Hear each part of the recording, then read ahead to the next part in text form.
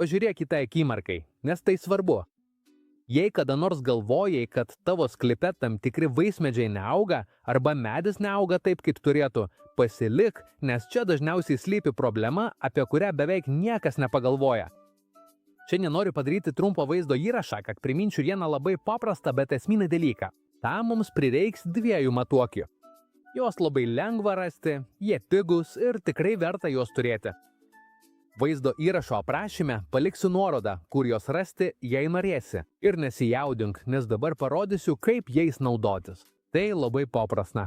Pirmasis matuoklis yra universalus matuoklis ir jis naudojamas tiesiai dirvožemyje. Šis matuoklis skirtas matuoti drėgmę, temperatūrą, laidumą ir svarbiausia, šiuo atveju dirvožemio pH. Pavyzdžiui, įsivaizduok, kad turi citrusinį medį, citrinmedį, apelsinmedį ar bet kokį kitą citrusą.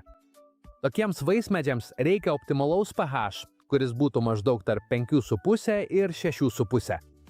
O kas nutinka, kai pH yra per aukštas ir mes jo nekontroliuojame? Nutinka labai paprastas dalykas. Visi maisto medžiagų papildai, kuriuos dedame į tą žemę, ten ir lieka, bet neatlieka savo darbo. Augalas jų negali pasisavinti. Ir būtent čia dauguma žmonių ir suklysta. Kai sureguliuojame pH, tie maisto elementai tampa prieinami augalui. Kartais tai vyksta natūraliai, nes žemė laikui bėgant rūgštėja, bet dažnai reikia padėti, kad taip nutiktų. Ir būtent tai yra šio vaizdo įrašo tikslas. Tai yra pagrindinis žingsnis svertas, kuris priverčia vaismedį pradėti augti. Nes tas tipiškas komentaras, ne, čia vaismedžiai neauga, dažnai nėra tiesa. Tiesiog mūsų dirvožemio pH yra šarminis ir niekas to nekoreguoja. Ir tai galima sureguliuoti darant būtent tai, ką čia tau rodau taip paprasta.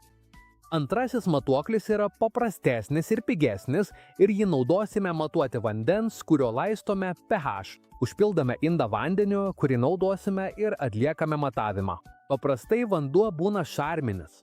Norint sumažinti pH, paprasčiausia naudoti citriną arba actą. Po truputį dedame, maišome ir matuojame, kol matuoklis parodys pH artimą 6, tai yra tobulas pH daugumai vaismedžių. Kai jau turime sureguliuotą vandenį, laistome ir dirvožemio pH iš karto pasikeičia. Tiesa, ne akimirksniu, bet palaipsniui substratas prisitaiko ir galiausiai susilygina. Jei to nedarysime, augalas visada patirs maistinių medžiagų blokavimą, net jei dirvožemyje bus gausu maistinių medžiagų. Jei tai darome, tie mikro ir makro elementai tampa prieinami ir augalas juos pasisavina. Pokytis akivaizdus – spalva, gyvybingumas, augimas, lapai, stiebas. Absoliučiai viskas pagerėja. Prisiminsi mane ir sakysi, kaip aš to anksčiau nežinojau. Ir tai galioja ne tik vaismedžiams, bet ir dekoratyviniams augalams, daržui, absoliučiai viskam. Tai universalu. Norėjau padaryti šį trumpą vaizdo įrašą būtent tam, kad priminčiau tai, ką daugelis žmonių pamiršta, ypač mes, vaismedžių ir augalų mylėtojai.